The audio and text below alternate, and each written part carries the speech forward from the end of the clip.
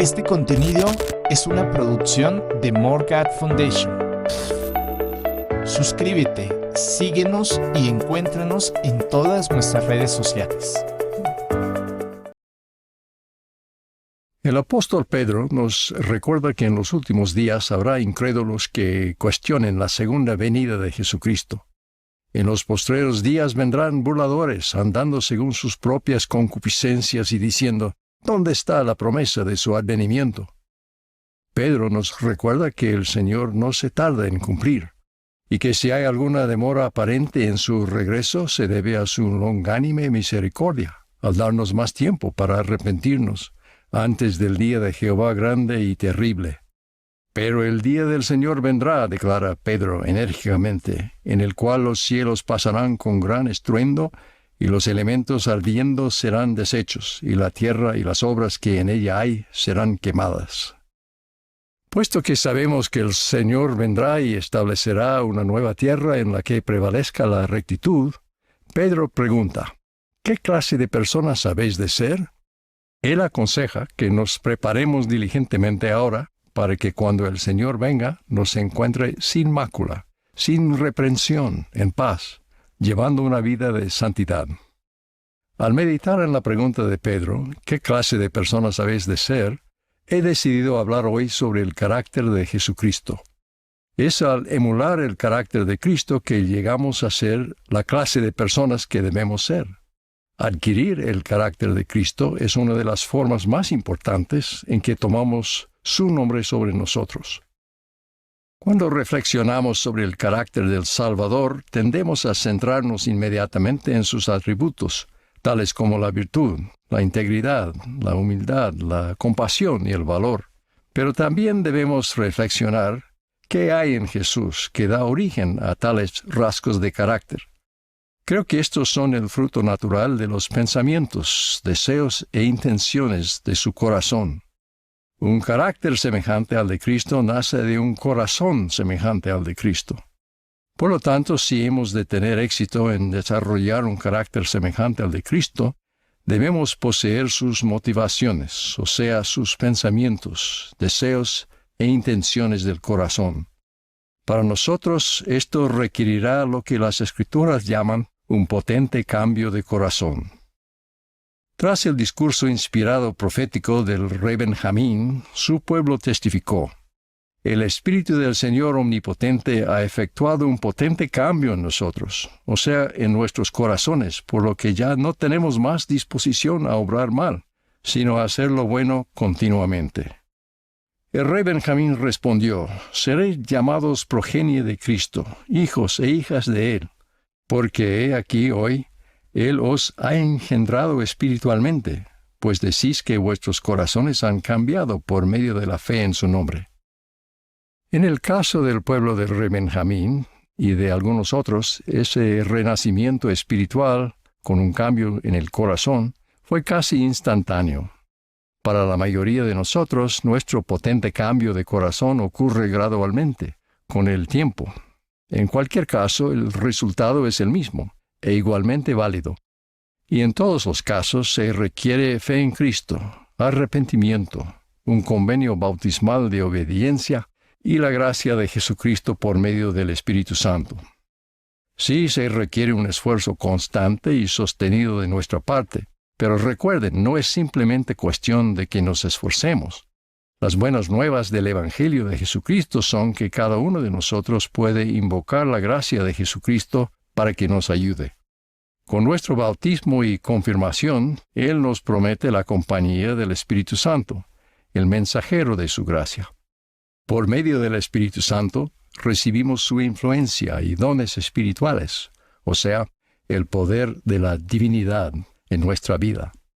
Este poder transformador produce un potente cambio en el corazón y en las cualidades del carácter que lo acompañan.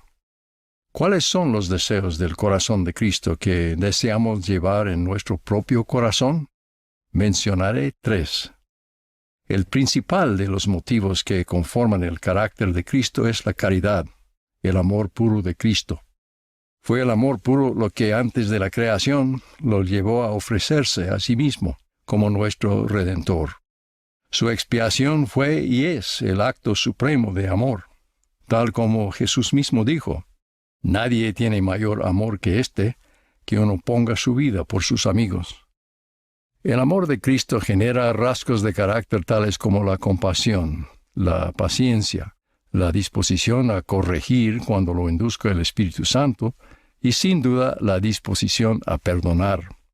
El elder David A. Bednar recuerda que una mujer de su estaca lo llamó hace algunos años para pedirle que visitara a dos jovencitas en el hospital tras un terrible accidente automovilístico.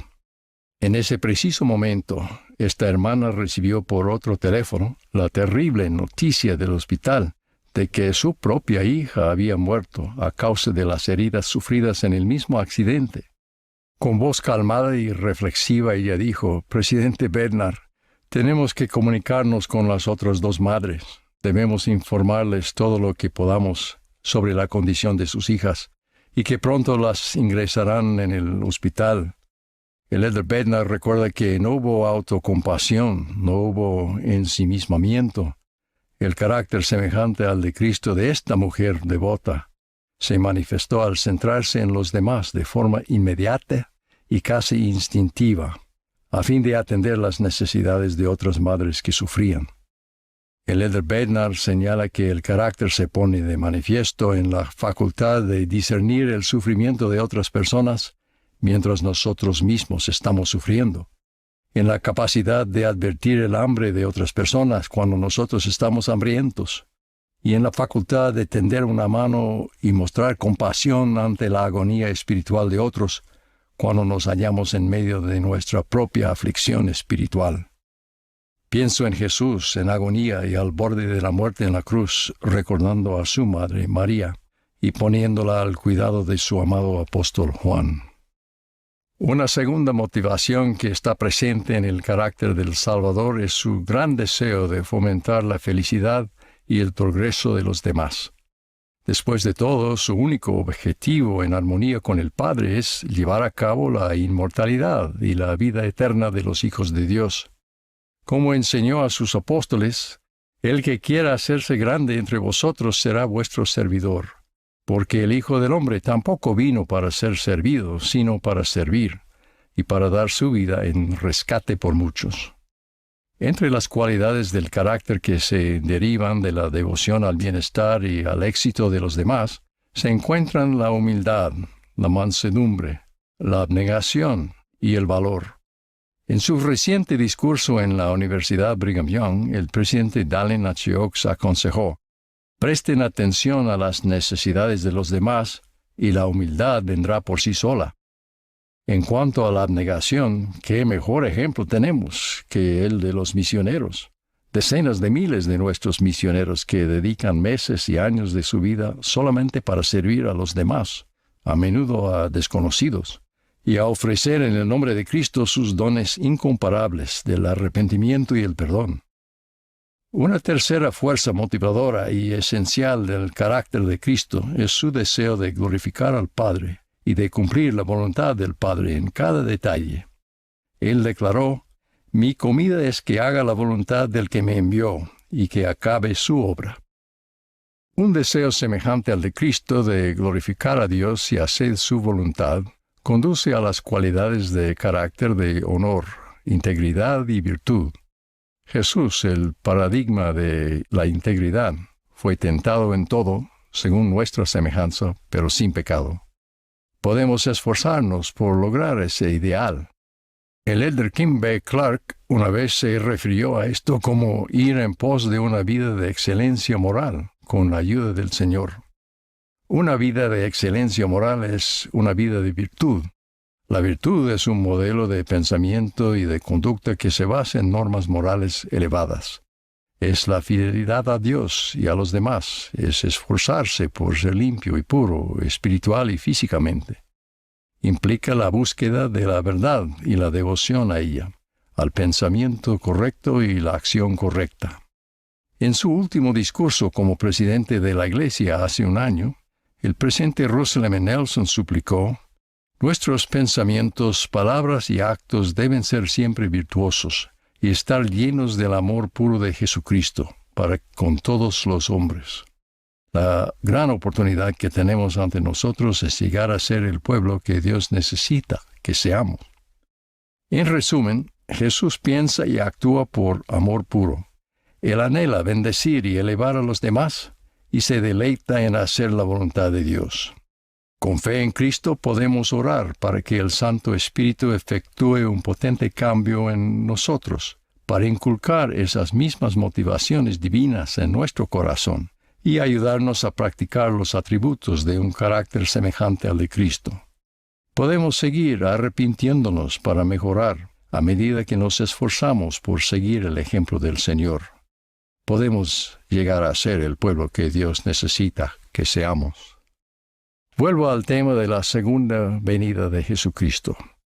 Adoptar el carácter de Cristo no es solo una cuestión de nuestra preparación personal, sino un elemento primordial de preparar al mundo para el regreso del Señor y su glorioso reinado milenario. Solemos subestimar la influencia de las personas semejantes a Cristo en el mundo, pero trabajar uno por uno siempre ha sido el enfoque de Jesús para cambiar la sociedad y establecer su reino. Es la suma de las decisiones individuales a lo largo del tiempo lo que forma y transforma a las sociedades para el bien o para mal.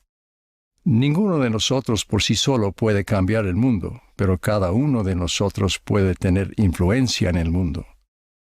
En este gozoso domingo de Pascua de Resurrección doy testimonio del Jesucristo viviente y resucitado. Él es la cabeza de esta su iglesia. El presidente Dallin H. Oaks es llamado por él para presidir la iglesia sobre la tierra y ser el portavoz profético del Señor para el mundo. Con fe en Cristo, ruego que nuestro carácter llegue a reflejar el suyo, para que cuando Él aparezca seamos semejantes a Él, para que tengamos esta esperanza, para que seamos purificados así como Él es puro. Lo ruego en el nombre de Jesucristo. Amén.